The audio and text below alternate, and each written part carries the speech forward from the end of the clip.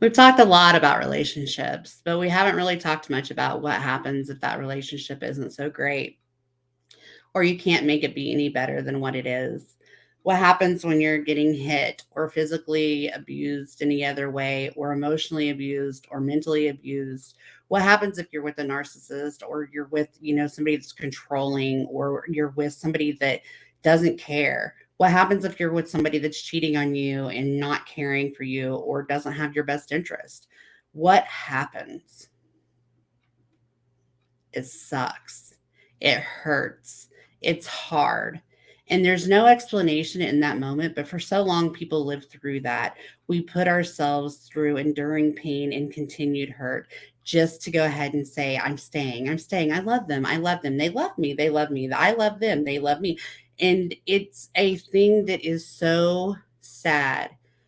But until you've lived that life, you don't know what they're talking about. You don't know how it could be any better. You don't know, why people are saying what they're saying.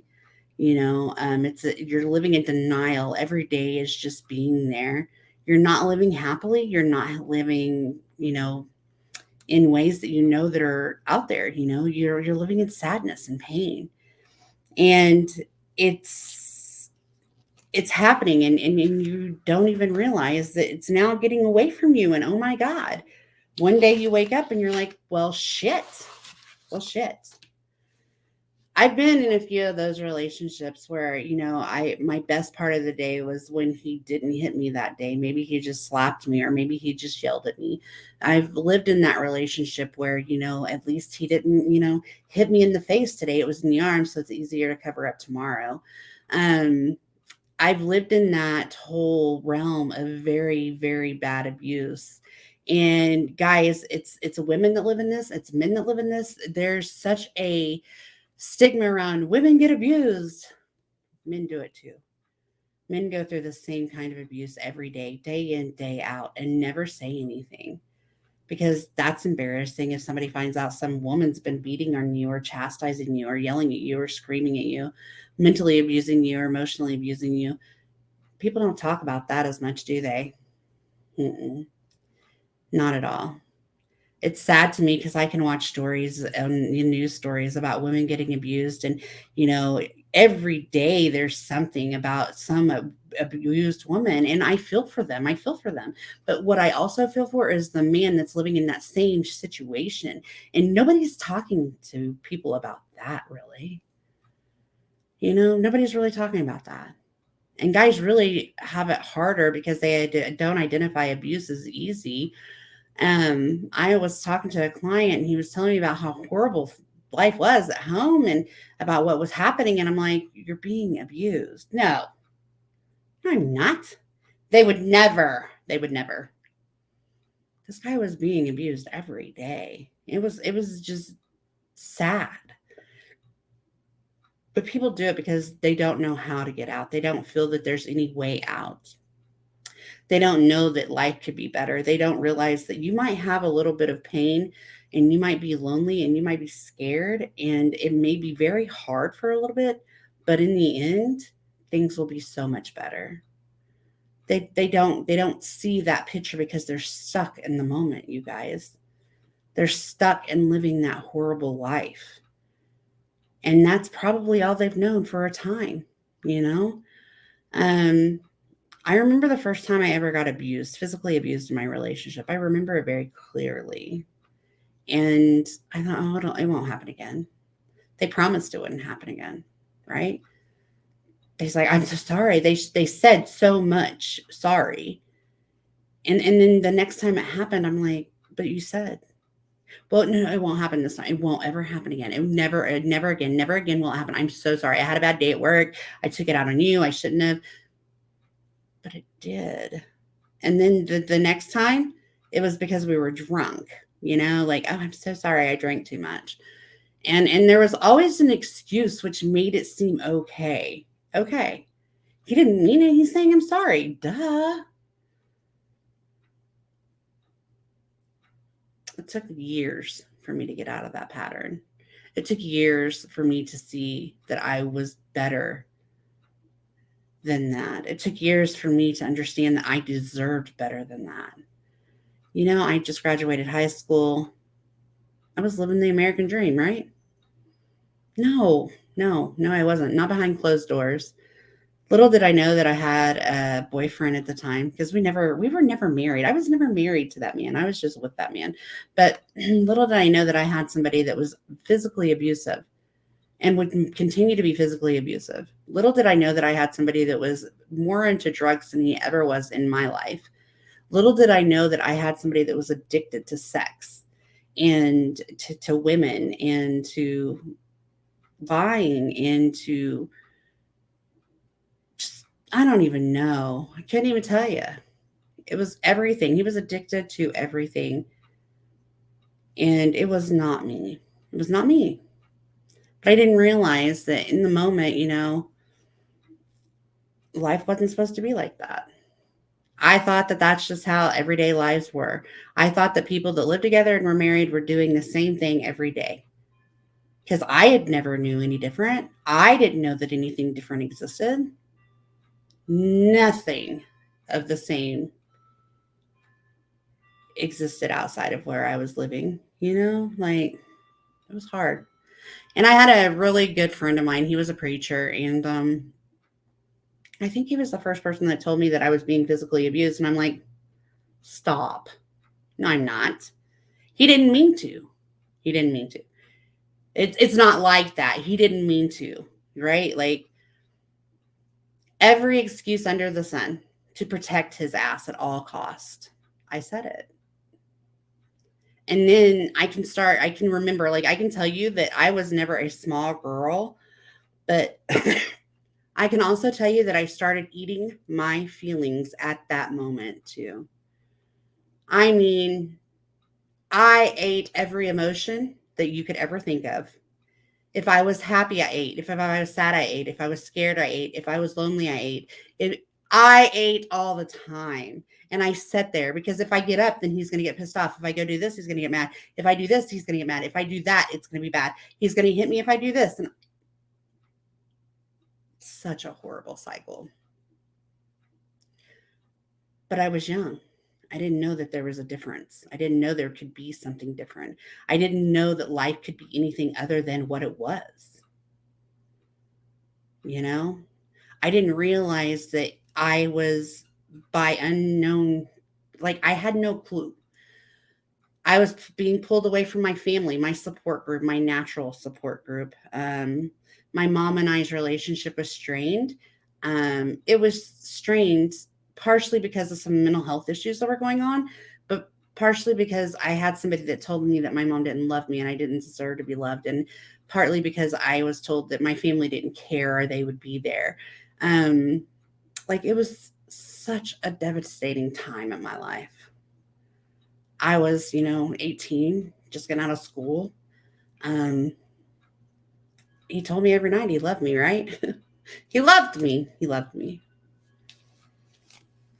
I didn't know that I needed to be doing better for myself, right? So, when my preacher friend told me that, I was getting physically abused, and I yelled at him and I told him there's no way. I really went home and cried for hours that night because I knew there was a way. I knew that there was a term, and I knew that he had just identified exactly what was happening to me. And I knew that he didn't even know the half of what was going on. So what did I do? Well, guys, I'm going to be honest. I stuck around for a little bit more abuse. Why not? Gee.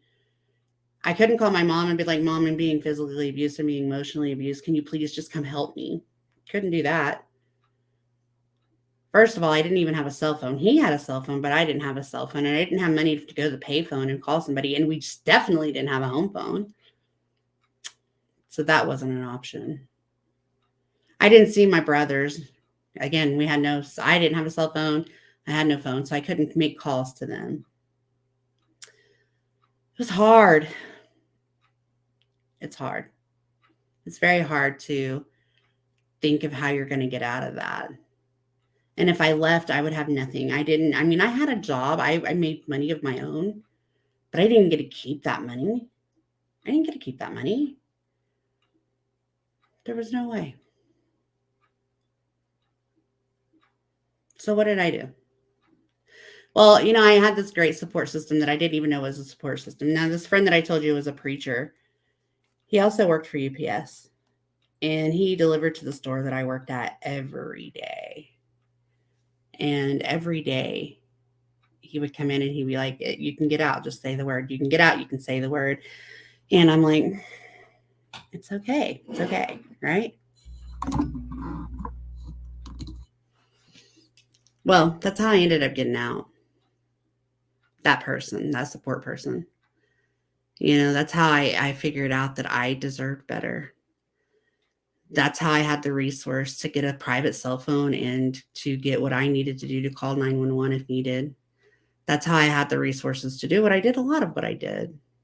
And nobody in my family even knew the terror that I was going through.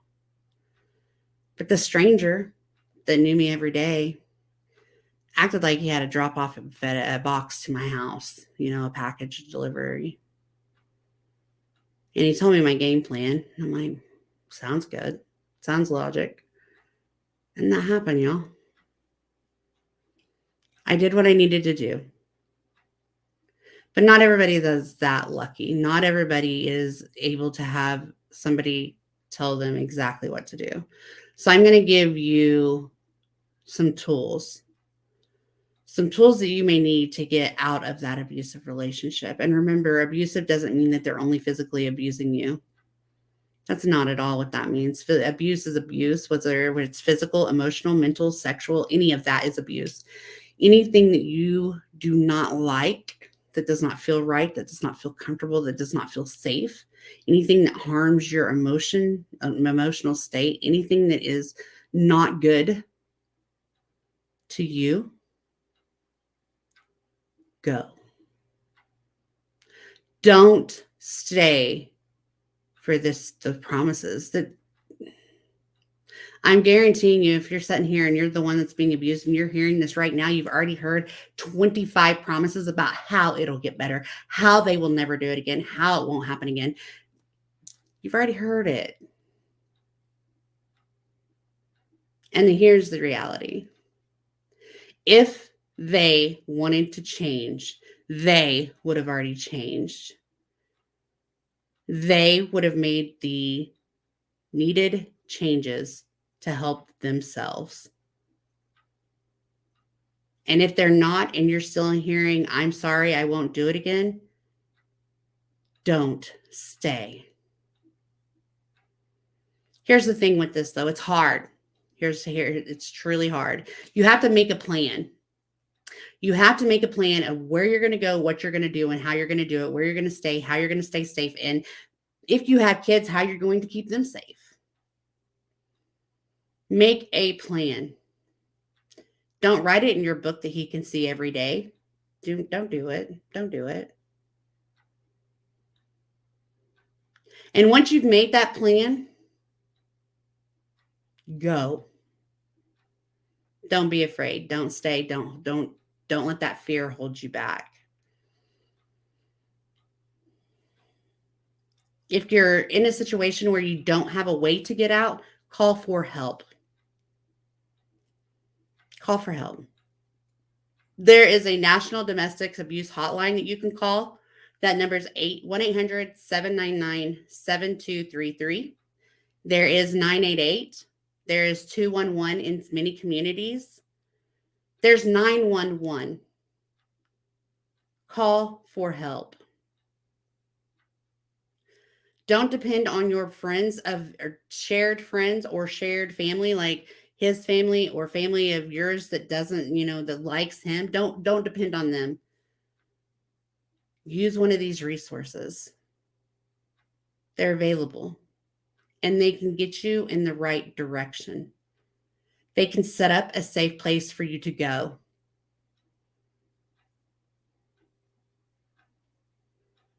They can be your support system. And it may feel very lonely and you may feel very scared and you may feel very vulnerable. But once you have done this and once you have processed what's happening, you will be very healed. It will get better. You will become somebody that you never knew you could be. You will find strengths that you never knew that you had. You'll find weaknesses that you didn't know you had too. But all that matters is that you're not in that situation anymore. Get out.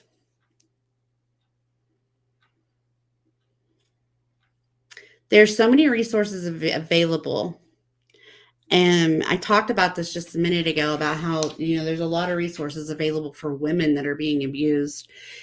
Matter of fact, I can look in a phone book right now and tell you that we have a battered women's shelter. But on that same page, I see nothing about battered men. So I know it's hard, guys. I know it seems impossible.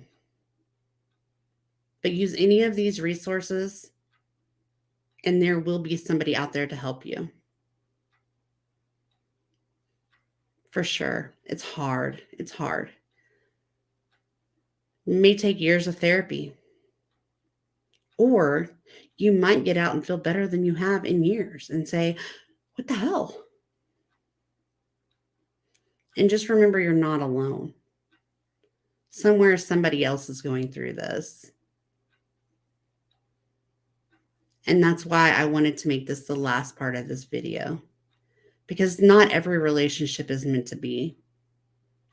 Not every relationship is easy. Not every relationship is going to be, rainbows and flowers. Not every relationship is going to be sunny and happy. Not every relationship is going to be hard either. And if it feels like you are drowning in your own pain, you need to know that I hear you too. And everything that I've talked about in all this series might have sounded wonderful. And maybe that's what you're dreaming of or wanting or desiring. Just know that you can have that one day. Maybe not today, but you can make the steps to go ahead and get out. You can make the changes you need to do to get out. And, here I am years and years and years later, and not many of people know my story about that time in my life. I would never tell my family deep details. Why? They don't need to hear it. I don't need to tell them everything that happened. I just don't. Why should I make them relive that pain when I am happy and so blessed to be alive today? So, if you've watched this whole series and you've been like, man, that sounds so great, Diane, but right now I can't get out. I can't leave. He'll hit me if I think about it. She'll do this if I leave. She's got all control of the money. He's got all control of the money. If that's you sitting there thinking that, go. Use any of the resources that I'm going to list below and find your happiness. And when I tell you, it's going to be hard. It's going to be very hard. It will get better. And if you're somebody listening and this isn't your part of relationships, this is why you should cherish the one that you have even more. Because it's not always good. Or maybe you're in a relationship and half this is happening to you. I don't know. But you're not alone. Nobody listening to this video is alone. And there are ways out. And there's help out there available. And I will tell you, I put it in my profile. That email. That email is there for you guys to use. If you need to use it, reach out to me. I will help you as much as I can from afar. I will find resources that I can from afar. Because I've been there and it sucks. It sucks and it's hard.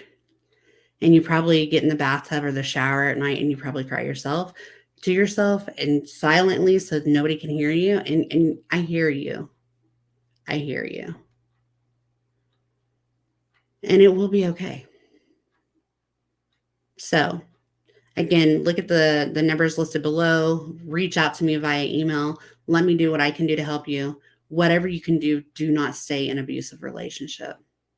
And just because you do not see physical abuse forms such as bruising or anything like that, don't think that your friend that's telling you that they're getting abused is not getting abused. Be there for them.